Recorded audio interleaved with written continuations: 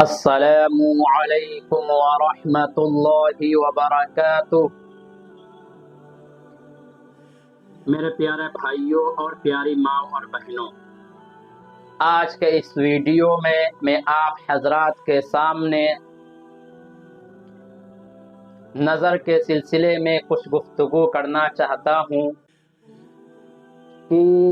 نظر لگنا کیسا ہے، کیا کسی کو نظر لگ سکتی ہے،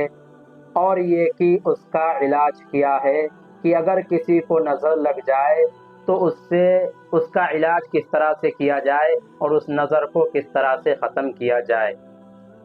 اللہ رب العالمین سے دعا ہے کہ اللہ رب العالمین ہمیں اور آپ کو کہنے سننے سے زیادہ عمل کرنے کی توفیق عطا فرمائے۔ میرے پیارے بھائیوں، نظر لگنا برحق ہے، نظر لگنا حق ہے، نظر لگنا صداقت ہے اور نظر لگنا سچ ہے۔ یعنی کیا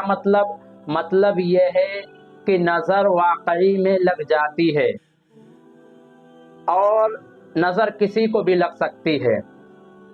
بچے کو بھی لگ سکتی ہے، جوان کو بھی لگ سکتی ہے، بوڑھے کو بھی لگ سکتی ہے، عورت کو بھی لگ سکتی ہے، بچی کو بھی لگ سکتی ہے، لڑکی کو بھی لگ سکتی ہے۔ اور نظر لگنے کا کوئی ایک سبب نہیں ہوتا ہے کہ یہ چیز ہمارے اندر پائی جائے تبھی نظر لگے گی، بلکہ کسی وجہ سے بھی نظر لگ سکتی ہے۔ مثال کے طور پر اگر کوئی شخص غریب تھا پھر وہ مالدار ہو گیا، امیر ہو گیا، کوئی شخص بدصورت تھا پھر وہ حسین ہو گیا، جمیل ہو گیا، یا کوئی شخص ان پڑھ تھا، گنوار تھا، پھر وہ پڑھ لکھ کر قابل آدمی بن گیا اور اس کے پاس دین کے اعتبار سے اور دنیا کے اعتبار سے ڈگریاں ہی ڈگریاں ہو گئی۔ لہذا نظر کسی کو بھی لگ سکتی ہے اور کسی وجہ سے بھی لگ سکتی ہے۔ اب نظر کے بارے میں پیارے آقا صلی اللہ علیہ وسلم نے کیا ارشاد فرمایا؟ حضرت جابر بن عبداللہ رضی اللہ تعالی عنہ سے روایت ہے کہ حضور اقدس صلی اللہ علیہ وسلم نے ارشاد فرمایا کہ نظر آدمی کو قبر تک اور اونٹ کو ہنڈیا تک پہنچا دیتی ہے۔ کیا مطلب؟ اگر کسی انسان کو نظر لگ جائے اور صحیح وقت پر اس کا علاج نہ کیا جائے اور صحیح وقت پر اس نظر سے بچاؤ نہ کیا جائے تو نظر لگنے کی وجہ سے جس کو نظر لگی ہے وہ کسی بیماری میں مبتلا ہو گیا، کسی پریشانی میں مبتلا ہو گیا، کسی آزمائش میں مبتلا ہو گیا، یہاں تک کہ وہ قبر تک پہنچ جاتا ہے، یعنی کہ نظر کی وجہ سے اس کی موت بھی ہو جاتی ہے۔ لہذا اگر ہم کو نظر لگ جائے تو ہمیں اس کا کچھ نہ کچھ علاج ضرور کرنا چاہیے۔ ایک علاج بلکہ دو علاج میں آپ کو بتلا دیتا ہوں کہ اگر نظر کسی کو لگ جائے تو اس کا علاج کس طرح سے کیا جائے۔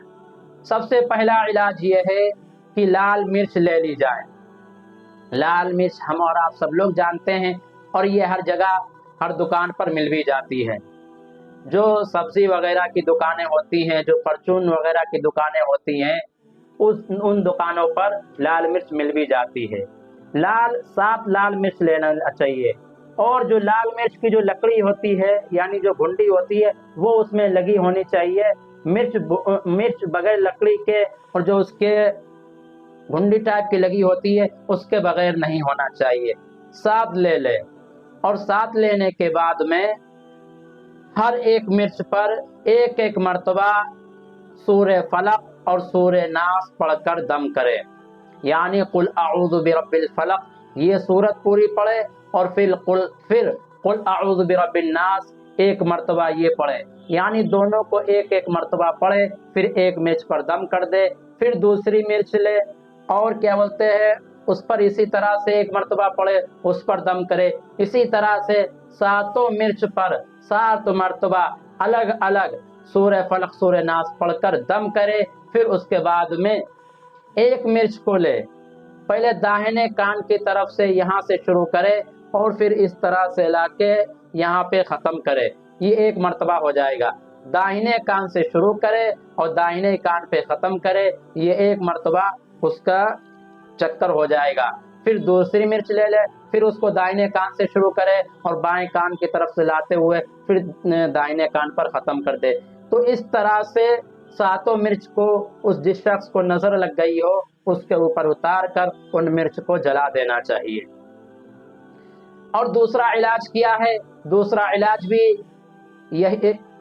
دوسرا علاج اس سے بھی آسان ہے، وہ یہ کہ صبح و شام چاروں قل، یعنی قل یا ایھا الکافرون، قل هو اللہ احد، قل اعوذ برب الفلق، قل اعوذ برب الناس کو 3 مرتبہ پڑھ کر اپنے اوپر دم کرے، پہلے ہاتھوں پر پھونک دم کر لے، پھر ان ہاتھوں کو اپنے پورے بدن پر پھیر لے اور اللہ تعالیٰ سے دعا کر لے کہ اللہ تعالیٰ نظر بد سے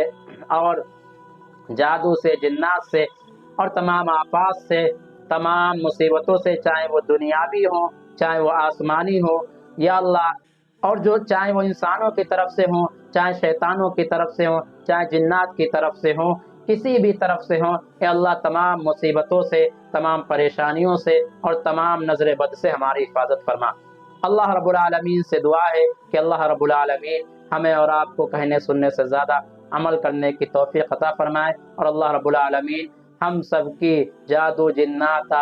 سحر، نظر بد اور تمام ارواح خبیثہ سے حفاظت فرمائے۔ وآخر دعوانا ان الحمد للہ رب العالمین۔